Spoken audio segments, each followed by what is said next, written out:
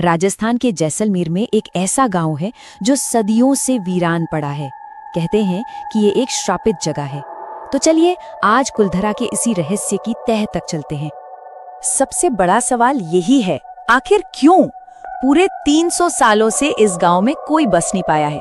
ऐसी क्या वजह हो सकती है कि एक पूरा का पूरा गांव रातों रात बस गायब हो गया? पर बात सिर्फ वीरान होने की नहीं है। कहा जाता है कि जैसे ही रात होती है, यहाँ की खाली सुनसान गलियों में अजीबोगरीब आवाजें गूंजने लगती हैं। मतलब हवा में एक अनजाना सा खौफ महसूस होता है।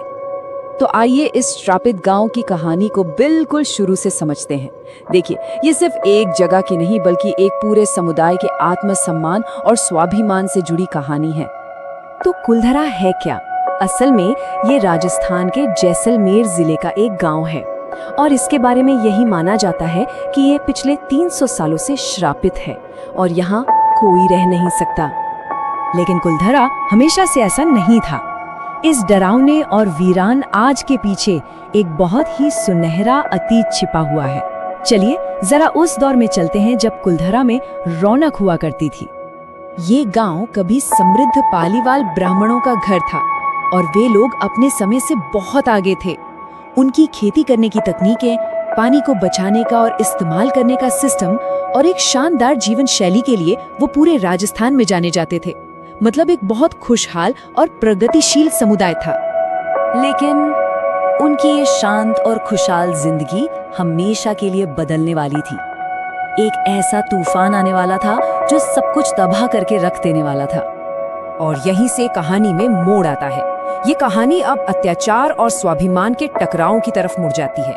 एक तरफ थी सत्ता की जिद, तो दूसरी तरफ अपने सम्मान की रक्षा का प्रण। कहानी में ये मोड़ तब आया जब जैसलमेर का अत्याचारी दीवान सलीम सिंह इस गांव तक आ पहुंचा। उसकी मौजूदगी ही गांव वालों के लिए एक बुरे शगुन की तरह थी। कहते हैं कि सलीम सिंह की बुरी नजर गांव की एक लड़की पर पड़ गई थी। उसने गांव वालों को धमकी दी, या तो लड़की को उससे सौंप दो या फिर भारी कर और जुल्म सहने के लिए तैयार हो जाओ। पालीवाल ब्राह्मणों के सामने अब दो ही रास्ते थे, या तो अपना सम्मान चुने या फिर विनाश। और उन्होंने जो फैसला लिया उसने इतिहास ही बदल दिया। ये कहानी है उस एक रात की जब सिर्फ कुलधरा ही नहीं बल्कि आसपास के 84 गांव रातों रात हमेशा के लिए खाली हो गए। चांदनी रात के नीचे गांव के मुखियाओं ने एक गुप्त सभा की और एक फैसला लिया। और फिर उस एक ही रात में पूरा का पूरा समुदाय अपना सब कुछ, घर, जमीन, अपनी यादें सब पीछे छोड़कर चला गया। और कहते हैं जाते जाते उन्होंने इस जमीन को एक श्राप दे दिया। सोचिए, ये कोई छोटा मोटा पलायन नहीं था। कुलधरा समेत आसपास के पूरे 84 गांवों ने मिलकर यह कदम उठाया था। ये उनकी एकता और स्वाभिमान का सबसे बड़ा सबूत था। और उनका श्राप बिल्कुल साफ और सीधा था, जो कोई भी यहाँ दोबारा बसने की कोशिश करेगा उसका सर्वनाश हो जाएगा।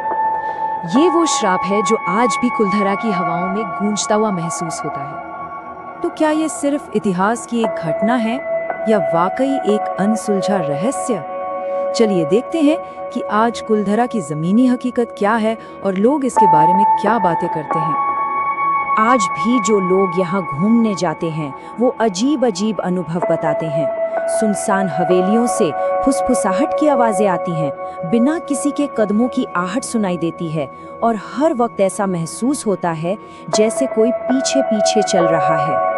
इन्हीं सब घटनाओं की वजह से भारतीय पुरातत्व सर्वेक्षण यानी ASI ने यहाँ सूरज ढलने के बाद किसी के भी आने जाने पर पूरी तरह से रोक लगा दी है। अब सरकार का ये कदम इस जगह के रहस्य को और भी गहरा कर देता है ना? अब सच्चाई चाहे जो भी हो, एक बात तो तय है, कुलधरा आज भी राजस्थान की सबसे रहस्यमयी और डरावनी जगहों में से एक माना जाता है। ये एक जीती जागती कहानी है जो लोगों को अपनी तरफ खींचती है।